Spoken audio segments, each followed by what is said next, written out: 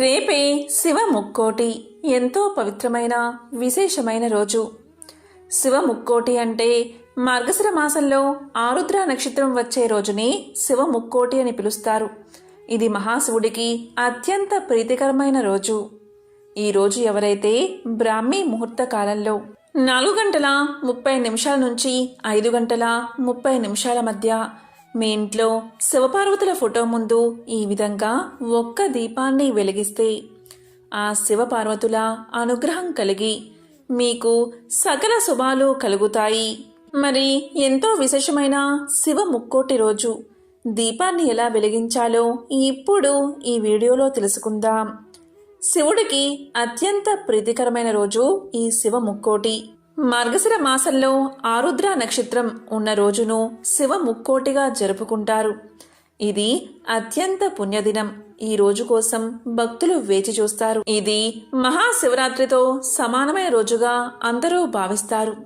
ఈ రోజున ముక్కోటి ఏకాదశి రోజు ఎలా అయితే తెల్లవారుజామున ఉత్తర ద్వారం గుండా దర్శనం చేసుకుంటారో, మహావిష్ణువును ఉత్తర ద్వారం గుండా దర్శనం చేసుకుంటారో అదేవిధంగా ఈరోజు శివ ముక్కోటి రోజు శివుణ్ణి ఉత్తర ద్వార దర్శనం చేస్తారు. ఈరోజు అన్ని శివాలయాల్లో ఉత్తర ద్వారం గుండా భక్తులు మహాశివుణ్ణి దర్శించుకుంటారు. ఇటువంటి పవిత్రమైన రోజు శివ పార్వతుల దర్శనం అత్యంత పుణ్యవంతమైనది. ఈ రోజున తెల్లవారుజామున ఉత్తర ద్వారం గుండా శివుణ్ణి దర్శిస్తే వారి సకల పాపాలు తొలగి కోటి జన్మల మహాపుణ్యం కలుగుతుంది. ఆ విధంగా దర్శించిన వారికి మరణానంతరం కైలాసం ప్రాప్తిస్తుందని నమ్మకం. ఈ శివ ముక్కోటికి విశేషమైన ప్రాధాన్యత ఉంది.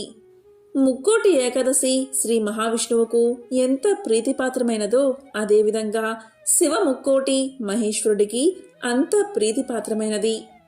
ఈ శివ ముక్కోటి పర్వదినం సందర్భంగా ఈరోజు ఎవరైతే ఈశ్వరుడికి అన్నాభిషేకం చేయిస్తారో వాళ్ళ జీవితంలో అఖండ రాజయోగం కలుగుతుంది.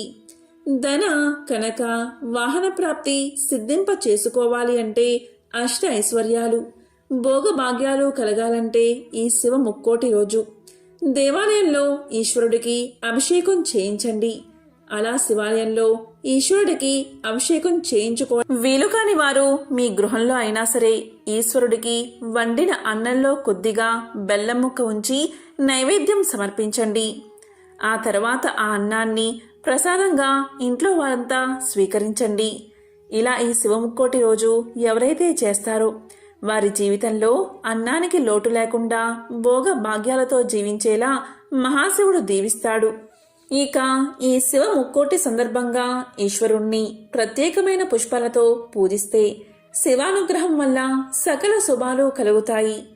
ఎవరైనా సరే ఈ శివ ముక్కోటి సందర్భంగా ఎర్ర కాడలు ఉన్న ఉమ్మెత్త పువ్వులతో అంటే నల్ల ఉమ్మెత్త పుష్పాలతో శివుణ్ణి పూజిస్తే ఉత్తమ సంతానం కలుగుతుంది.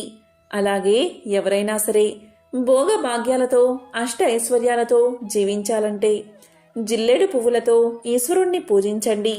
శత్రు బాధల్ని తొలగించుకోవాలి అంటే ఎర్రటి మందార పుష్పాలతో ఈశ్వరుణ్ణి పూజించండి. అనారోగ్య సమస్యలు తొలగించుకోవాలి అనుకుంటే గన్నేరు పువ్వులతో ఆ మహాశివుణ్ణి పూజించండి. మీకున్న కోరికలు మొత్తం నెరవేరాలి అంటే తొడిమలేని తుమ్మి పువ్వులతో ఈశ్వరుణ్ణి పూజించండి. ఇలా చేస్తే మీ మనోభీష్టాలన్నీ సులభంగా నెరవేరతాయి.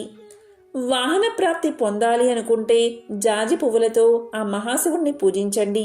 అలాగే ఈశ్వరుడికి ప్రీతిపాత్రమైన పుష్పాలలో నాగశివలింగ పుష్పాలు ఎంతో ముఖ్యమైనవి. ఈ నాగశివలింగ పుష్పం చూడ్డానికి శివలింగం మీద సర్పం ఉన్నట్లుగా మనకు కనిపిస్తుంది. ఈ శివ ముక్కోటి సందర్భంగా ఈ నాగశివలింగ పుష్పాలతో శివుణ్ణి పూజిస్తే శివానుగ్రహం వల్ల అష్ట ఐశ్వర్యాలు భోగ భాగ్యాలు కలుగుతాయి. అలాగే ఈశ్వరుడికి ఎంతో ప్రీతిపాత్రమైన ఆరుద్ర నక్షత్రం ఉన్న ఈ శివ ముక్కోటి రోజు ఈశ్వరుడికి పూజ చేసే సమయంలో ఆయనకి గంధాన్ని సమర్పిస్తే స్వామి అనుగ్రహం సులభంగా కలుగుతుంది. మీ మనసులో ఉన్న అభిష్టాలన్నీ త్వరగా నెరవేరాలి అంటే శివలింగానికి కానీ ఈశ్వరుడి చిత్రపటానికి కానీ గంధాన్ని సమర్పించండి. అలాగే ధనాదాయం పెరగాలి అంటే, అనేక మార్గాల్లో డబ్బులు రావాలి అంటే వృధా ఖర్చులు తగ్గిపోవాలి అంటే బొటన వేలు, ఉంగరం వేలు ఈ 2 వేలతో తడి గంధాన్ని ఈశ్వరుడికి సమర్పించండి. అదేవిధంగా శివుడికి పూజ చేసే సమయంలో పరమేశ్వరుడి చిత్రపటానికి కానీ లేదా శివలింగానికి కానీ పరమేశ్వరుడి నామాలు చదువుతూ గంధం రాసిన మారేడు దళంతో అర్చన చెయ్యండి. శివముక్కోటి పర్వదినం సందర్భంగా గంధం రాసిన మారేడు ఆకులతో శివార్చన చేస్తే శివానుగ్రహం కలుగుతుంది. ఈరోజు ఖర్జూర పళ్ళ రసంతో శివలింగానికి అభిషేకం చేస్తే శత్రు బాధల నుంచి సులభంగా బయటపడవచ్చు. అలాగే ఎవరైనా సరే శివానుగ్రహం వల్ల అనుకున్న పనులు అనుకున్నట్లు దిగ్విజయంగా పూర్తి కావాలి అంటే ద్రాక్షపళ్ళ రసంతో శివుడికి అభిషేకం చేయండి. శివుడికి పంచ సౌగంధికాలు అంటే చాలా ఇష్టం. అందువల్ల యాలకులు, జాజికాయ, జాపత్రి, దాల్చిన చెక్క, లవంగాలను వీటిని పంచ సౌగంధికాలు అంటారు. వీటిని తమలపాకులో ఉంచి వక్కపెట్టి శివుడికి తాంబూలం సమర్పించండి. ఇలా చేస్తే శివానుగ్రహం కలిగి సకల శుభాలు కలుగుతాయి. అలాగే దవనం అంటే ఈశ్వరుడికి ఎంతో ఇష్టం. అగ్నిపురాణంలో ఇలా చెప్పారు కాబట్టి ఈశ్వరుడికి పుష్పాలను మాలగా కట్టి ఆ పుష్పాల మాలలో సమర్పించే సమయంలో పూల మధ్యలో దవనం కూడా ఉంచి పుష్పాల మాలను సమర్పించండి. ఇలా చేస్తే శివానుగ్రహం చాలా త్వరగా కలుగుతుంది. అదేవిధంగా ఆ పరమేశ్వరుడి ప్రీతి కోసం కొబ్బరి ముక్కలు, అరటిపండు ముక్కలు నైవేద్యంగా పెట్టండి. శివానుగ్రహం మీకు త్వరగా కలగాలి అంటే ఈ మంత్రాన్ని జపించండి. దీన్ని జపించడం వల్ల సమస్త పాపాలు తొలగి మీకు శివయ్య ఆశీస్సులు త్వరగా అందుతాయి. అది ఏంటి అంటే ఓం హ హ ఓం నమ శివాయ, ఓం హ హ ఓం నమ శివాయ. ఈ పంచాక్షి మంత్రం అత్యంత శక్తివంతమైనది. శివ ముక్కోటి రోజు ఈ మంత్రాన్ని 108 లేదా 54 లేదా 21 సార్లు జపిస్తే శివానుగ్రహం కలిగి అష్ట ఐశ్వర్యాలు కలుగుతాయి. ఇక శివ ముక్కోటి రోజు తెల్లవారుజామునే బ్రాహ్మీ ముహూర్తంలో మీరు ఏం చేసినా చేయకపోయినా 4:30 గంటల నుంచి 5:30 గంటల మధ్య ఇలా దీపాన్ని వెలిగిస్తే చాలు. తిరుగులేని రాజయోగం పడుతుంది. మీ దశ తిరిగి ఇంట్లోకి ధనం ప్రవాహంలా వస్తుంది.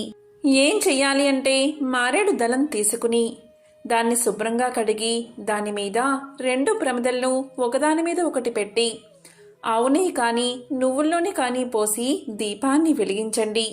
ఈ విధంగా మారేడు ఆకుపై దీపారాధన చేయడం వల్ల ఆ ముక్కంటి యొక్క అనుగ్రహం తప్పకుండా మీకు కలుగుతుంది. ఈరోజు ఎవరైతే ఈ విధంగా దీపారాధన చేస్తారో అటువంటి వారికి మహాశివరాత్రి రోజు దీపారాధన చేసిన ఫలితం దక్కుతుంది. కాబట్టి ఎంతో విశేషమైన శివ ముక్కోటి రోజు బ్రాహ్మీ ముహూర్త కాలంలో ఇలా దీపాన్ని వెలిగించి ఆ మహాశివుడి ఆశీస్సులు పొందండి. ఓం నమః శివాయ.